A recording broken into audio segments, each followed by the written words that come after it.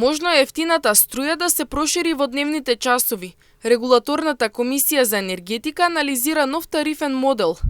Регулаторната комисија за енергетика подготвува анализи за можни измени на тарифниот систем за електрична енергија, кои би можеле да донесат пониски сметки за домакинствата и подобро усогласување со современите трендови во енергетиката.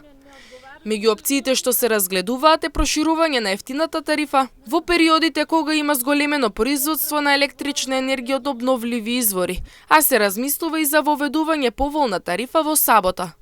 Председателот на Регулаторната комисија за енергетика, Ацо Ристов, посочува дека сегашниот систем на блок тарифи бил воведен во време на енергетска криза, кога условите на пазарот биле сосема поинакви од денешните. Според него, брзиот развој на сончевите и ветерните електрани значително ја менува структурата на производството и цените на електричната енергија.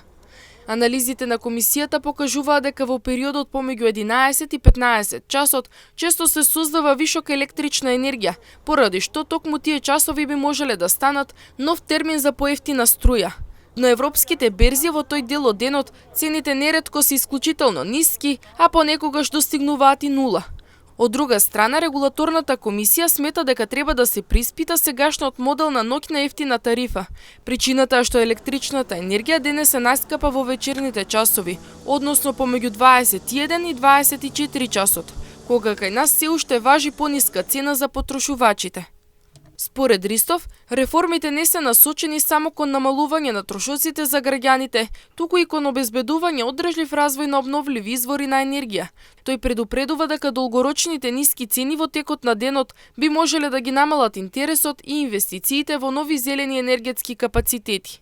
Од Регулаторната комисија за енергетика оценуваат дека енергетскиот сектор влегува во нова фаза на трансформација, што ќе бара постепено приспособување на навиките на потрошувачите. Целта е електроенергетскиот систем поефикасно да го искористи зголеменото производство од сончеви и ветерни електрони и истовремено да обезбеди поекономична потрошувачка за домакинствата.